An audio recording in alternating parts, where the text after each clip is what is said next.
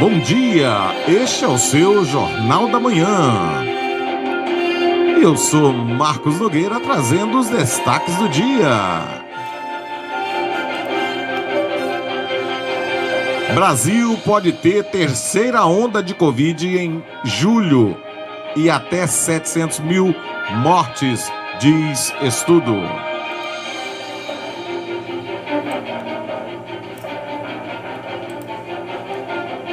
Produção de vacinas da Fiocruz deverá beneficiar outros países.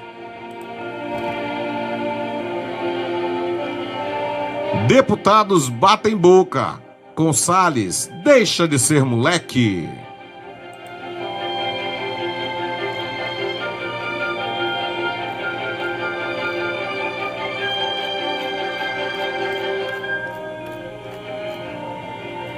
Exaustos, médicos monitoram por 30 dias pacientes com Covid em São Paulo.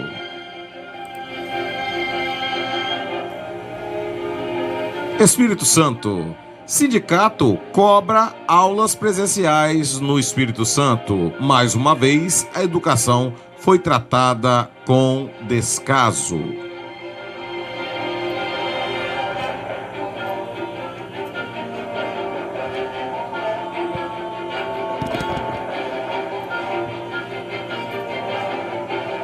Olá, bom dia, este é o seu Jornal da Manhã e eu sou Marcos Nogueira, trazendo a notícia para você. O Brasil pode ter terceira onda de Covid em até julho e até 700 mil mortes, diz estudos. Uma projeção do Instituto de Métricas, Avaliação de Saúde da Universidade de Washington, Estados Unidos, calcula que caso haja relaxamento absoluto de medidas restritivas contra a Covid-19 do Brasil, o país pode enfrentar, a partir de julho de 2021, uma terceira onda, ainda mais grave da doença, com 4.200 mortos diários no pico. O resultado é o pior cenário calculado pelos pesquisadores, que apontam até 688 mil mortos no país até 1º de agosto. Caso o cenário atual, com leve aumento de vacinação e ainda com certas medidas de restrições de circulação em voga, prevê platô de mortes diárias em 2.000 até junho, quando haveria uma queda que se estabilizaria em 1.200 óbitos diários em agosto. Com isso, haverá cerca de 575 mil vidas perdidas no total no mesmo período. Se 95% da população aderir ao uso de máscara, que conforme pesquisadores é aceito por 69% dos brasileiros atualmente, 50 mil vidas seriam poupadas em 525 mil mortes até 1º de agosto. O Anderson de Oliveira, ex-secretário nacional de Vigilância em Saúde, que comandou o combate à pandemia junto ao ex-ministro Luiz Henrique Mandetta, analisou os números da Universidade de Washington e ressaltou que os pesquisadores têm acertado nas previsões. Devemos considerar a possibilidade de já termos a circulação da variante da Índia no Brasil, afirmou em entrevista à Rede Record. Fiocruz. A produção de vacinas da Fiocruz beneficiará outros países. A Fundação Oswaldo Cruz Fiocruz trabalha para que sua produção de vacina contra a Covid-19 possa atender futuramente a demanda de outros países além do Brasil. A instituição científica vinculada ao Ministério da Saúde é responsável pela fabricação da Covishield, um dos imunizantes que já estão sendo aplicados em massa na população brasileira, seguindo os critérios do Programa Nacional de Imunização. Pesquisas que já estão em andamento podem levar ao desenvolvimento de outras 4 vacinas. Além de atender o nosso país, teremos certamente a capacidade para apoiar o esforço global com relação à proteção de todos frente à pandemia. Este deve ser um objetivo a ser perseguido naturalmente, após atender a necessidade do nosso país, disse hoje a presidente da Fiocruz, Nízia Trindade Lima, durante a abertura do 5º Simpósio Internacional de Imunobiológicos, organizado pela instituição. O evento termina na quarta-feira em uma edição totalmente virtual. Deputados batem boca com Salles. Deixa de ser moleque.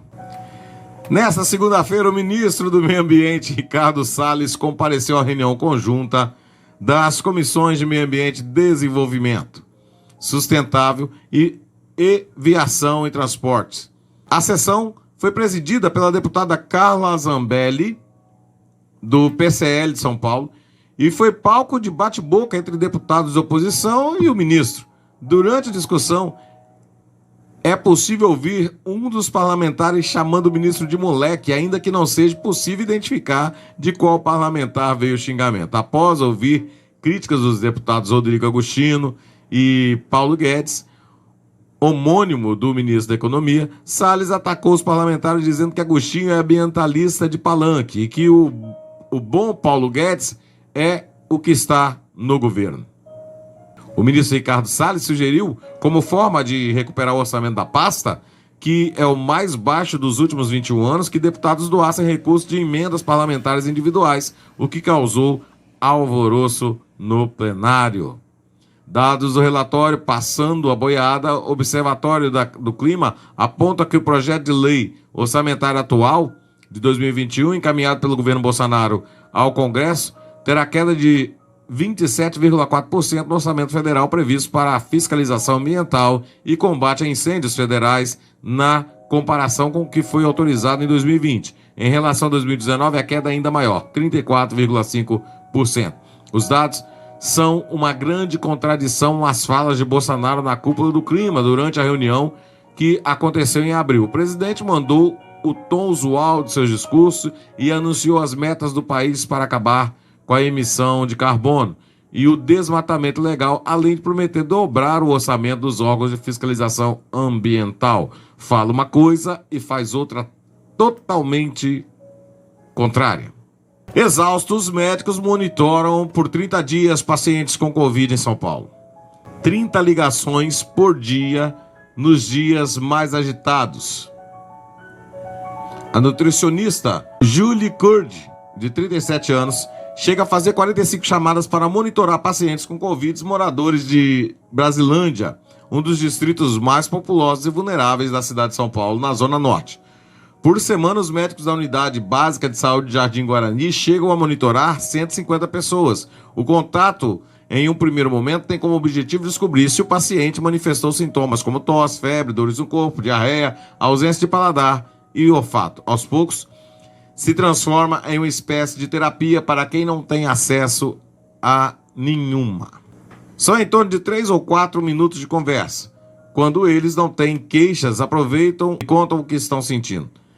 Tem paciente que é carente, não tem apoio social, afirma Ana Paula Kovaski, dentista que há mais de 3 anos trabalha na UBS. Tentamos dar algum suporte, mas aparece de tudo. Eles aproveitam o momento para tirar dúvidas, até queixas dentárias surgem. Enquanto isso, no Espírito Santo, o sindicato cobra aulas presenciais. Mais uma vez, a educação foi tratada com descaso. As escolas continuam fechadas em todos os municípios da Grande Vitória, na maior parte do estado. Ao todo, 56 municípios continuam classificados como risco alto para a transmissão do novo coronavírus. Mesmo com a promessa do governador estadual para novas decisões dessa semana para o Sindicato das Empresas Particulares do Espírito Santo, Sinep, falta um posicionamento claro para retorno às atividades presenciais. Em nota, o Sinep se posicionou afirmando que não compactua com a decisão anunciada do governo do estado na última sexta-feira em manter as instituições de ensino fechadas. Mais uma vez, a educação foi tratada com descaso, sem um posicionamento claro para retorno das atividades presenciais, diz o texto. Na última semana, o Sinep não foi procurado pelas autoridades competentes, mesmo com os inúmeros esforços para tentar articular o retorno das aulas e a inclusão da educação como atividade essencial com apoio da comunidade de pediatria e infectologia completa. O professor e presidente do Sindicato das Empresas Particulares do Ensino do Espírito Santo, Sinep, Moacir Leles, afirma que a adoção de protocolos sanitários nas escolas desde o ano passado é o suficiente para o retorno às atividades presenciais.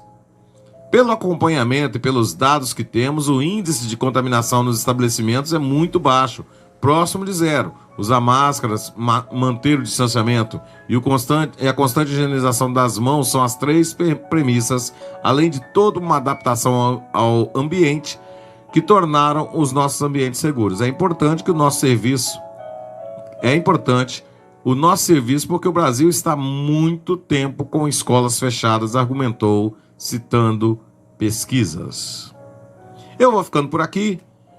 Um grande dia para você. Que Deus abençoe seu dia e voltamos amanhã com o nosso Jornal da Manhã. Até mais, pessoal. Um grande dia.